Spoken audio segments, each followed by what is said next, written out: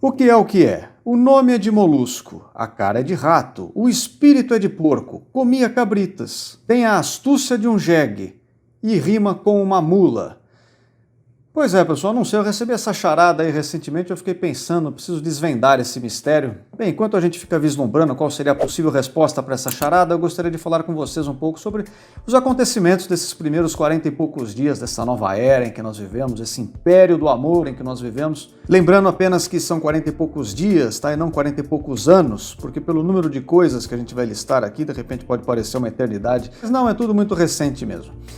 Eu anotei aqui algumas coisas muito bonitas que a gente pode desfrutar assim com bastante gosto, bastante satisfação, para que nós possamos juntos curtir esse momento tão delicioso e possamos nos sentir os verdadeiros trouxas que somos, que devemos pagar, inclusive, por tudo isso que a gente vai listar aqui em diante. O novo estrupício do amor aí passou os últimos meses todos reclamando de um tal do sigilo, decreto de sigilo que o presidente dá acerca de contas e algumas informações. A primeira coisa que eles fazem é colocar sigilo sobre os dados em relação à festa da tomada do cargo executivo. Não precisamos dizer que isso é uma hipocrisia, porque a gente já espera sempre daí para baixo. Então aqui, ó, a gestão petista não vai revelar a lista de 3.500 convidados, deve ter só gente boa aqui, eu tenho certeza, que comeram de graça e nem o custo detalhado do coquetel do Itamaraty.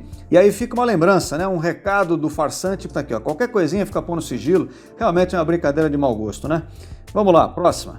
O meliante em questão já colocou em dia também a sua mensalidade para com os artistas, para com a grande mídia, né? Já está prometendo aí verbas publicitárias para os grandes canais de televisão. Claro, a gente sabe para que funciona isso, né? Para que esses canais se calem diante do governo, evidentemente. O que eu mais sinto falta é de dar de 3 a 4 milhões para alguma atriz da Globo esquecida, jogada num limbo, que, bem, vai fazer alguma peça que ninguém vai ver, mas vai receber muito por isso, graças à caridade aqui dessa gestão do amor. Aí, bom, ao longo desse tempo, isso aqui não tem uma data específica, porque aconteceu várias vezes, o tal do molusquinho flambado na cachaça resolve brigar quase que diariamente com o Banco Central ou com o fato deste ser independente.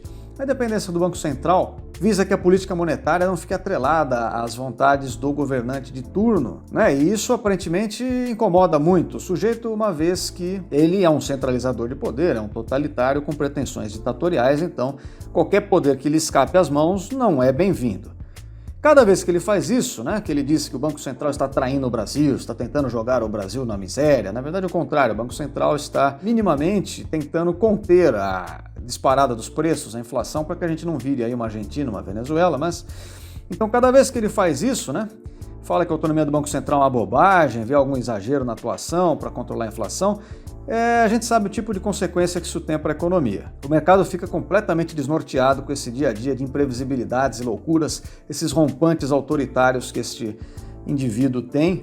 E, bom, o resultado está aí, né? A confiança do comércio cai, a estimativa de inflação fica sempre pendurada aí sobre risco, a gente nunca sabe o que vai acontecer. E aí, a reboque disso, ele também faz declarações ótimas a respeito de reforma da Previdência, que deu tanto trabalho fazer, demorou tanto, né, para evitar que o país quebrasse muito rapidamente, embora as coisas ainda estejam más. Com certeza elas seriam ainda piores sem a reforma da Previdência, então tudo que faz bem para o Brasil não faz bem para este energúmeno, então logo ele quer retroceder nesse aspecto, porque afinal de contas o Brasil por si mesmo dane-se, não é mesmo? Quem que se importa com isso?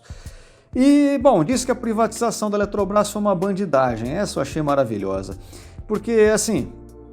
a gente tem que se colocar no lugar da pessoa, né? Vamos entender por que ele diz que é uma bandidagem. Para que servem as empresas estatais nas gestões desta camarilha? Bom, serve como cabide de empregos, serve para você comprar votos de deputados, serve para você dar dinheiro para os associados do partido, serve para você fazer troca de favores, enfim, corrupção de uma maneira generalizada. Quando a gente tira isso deles, privatizando a empresa, ou parte dela, a gente está roubando, de fato, essa oportunidade maravilhosa que eles têm de mancomunar ali, de articular os seus esquemas e tal. Então, como nós estamos roubando a possibilidade deles fazerem bobagem, eles nos acham bandidos, porque afinal de contas nós estamos roubando. Se bem que nesse caso eles deveriam gostar da gente, né? Se nós somos bandidos, bom, enfim... E nesse ritmo de questionar e querer desfazer tudo o que foi feito recentemente que seria favorável ao país, A gente tem também a questão do saneamento básico no Brasil, fazendo parcerias entre empresas e o próprio governo para que o povo pudesse ter uma privada para fazer o seu Barroso em casa. Mas nem uma privada para fazer um Barroso em casa esse sujeito quer que a gente tenha. Continue fazendo o seu Barroso direto no rio. Afinal de contas, esse pessoal tem uma preocupação ambiental sempre muito apurada, né? Uma coisa assim que chega a comover a gente. Bom, dentre a revogação de decretos tem também aquele que regularizava a questão da liberação de autorizações para blindagem de veículos, porque de uns tempos para cá havia um decreto que retirava a exigência do certificado de registro para os proprietários de veículos para que eles pudessem ter o veículo blindado, né? E agora ele revogou, então as empresas ficaram num cenário de insegurança jurídica e paralisaram as atividades. Afinal de contas, os carros blindados a gente viu que estava atrapalhando muito aos comparsas aqui do Meliante de poderem tomar sua cervejinha, né? A gente não pode fazer essa maldade com eles. Por sinal, falando em comparsas, está tudo voltando à normalidade e nós já estamos voltando a alinhar bem as nossas políticas aí de relações internacionais. Governos normais procurariam articulações com potenciais parceiros comerciais, com as grandes potências, com os grandes blocos, então procuraria ter relações com a Europa, com os países árabes, com os Estados Unidos, com o Extremo Oriente, com o Japão, com a Índia, etc. e tal.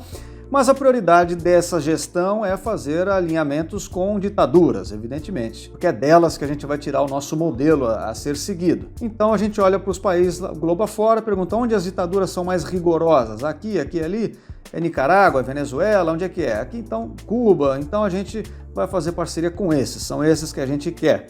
A gente quer ser bem visto pelo mundo, afinal de contas, né? E aí, dentre essas relações, olha só, a relação com o ditador de Cuba, coisa boa, né? Olha o sorrisinho na cara do figura, olha aquele sorrisinho de quem sabe que vai tirar uma graninha de uns otários aqui, vai receber uma bolada boa, hein, rapaz? Ô, alegria. Bom, nessa lista aí entra também a gente ter que pagar um pouquinho de coisa pra Argentina, né? Os nossos manitos aí, los hermanos, estão todos ávidos por essa singela doação que nós vamos fazer. Claro que não precisa pagar, isso aqui tá escrito que é empréstimo, né? Mas é um empréstimo sem compromisso de pagamento, como todos os outros que esses caras fazem. É só para a gente distribuir dinheiro nosso para eles mesmos, então tá aí. A gente vai financiar com esse dinheiro lá na Argentina o quê? Um gasoduto de gás natural que polui mais do que as alternativas. Então, a preocupação com o meio ambiente sempre continua, né? Aqui no Brasil, por exemplo, esse tipo de extração é vetada. Mas ali, bom, como a gente já está pagando mesmo, o que custa liberar logo um pouco mais ou um pouco a menos de dejeto na atmosfera, no solo, seja onde for? Não importa, isso aí é só um detalhe.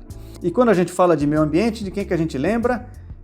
Na verdade a gente não lembra, mas se a gente forçar, aí a gente coloca na conversa. A gente tem alguns ministros relacionados a isso, tipo a Marólia Silvesca, né?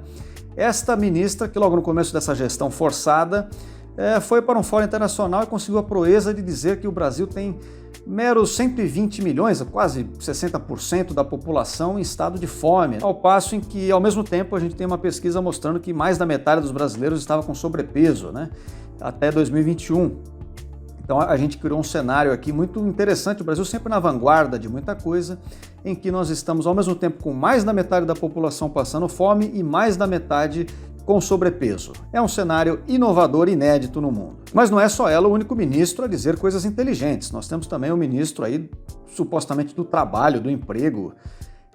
Enfim, o nome vai parecer meio estranho agora diante do que a gente vai dizer a seguir. Ele sugeriu o fim dos mototáxis em grandes cidades, deixando pessoas desempregadas, obviamente, caso essa ideia entrasse em vigor.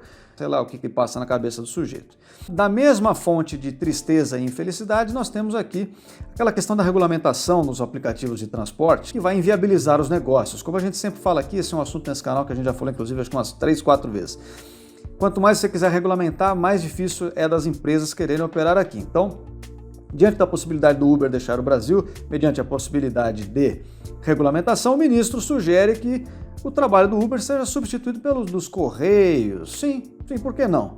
Você que vai da sua casa até a casa da sua tia de Uber, coloque-se numa caixa, coloque uma etiqueta, né, indicando remetente, destinatário, e espera o correio te entregar na casa ali da pessoa. Por que não? A gente pode fazer umas caixinhas furadinhas para ter por onde respirar, não tem problema nenhum, né? Visto que o correio não tem esse serviço de transporte. Caso ele começasse a fazer, certamente seria tenebroso. Então, assim, é só mais um avanço que a gente está tendo aí em direção ao abismo e ao bem-estar, só que não. E a grande questão que implica nisso tudo, né, como a gente já falou, pessoal, são as leis trabalhistas. Olha só.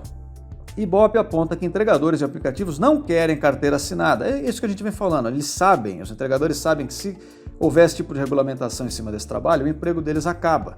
Dentre os ministros, nós temos aquele que é um dos mais queridos por todos nós, o famoso Maldade, que segue falando groselhas a todo momento, mas também falou lá no Fórum Internacional. E ele já promete para nós aqui um pequeno agrado, né? Só para o brasileiro sentir o gostinho, aquele gostinho doce do sabor do amor e da vitória.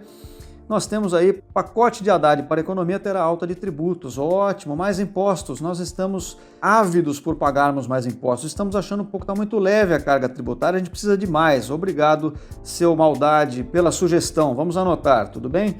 Inclusive, Maldade, que já foi ministro do ensino, não é verdade?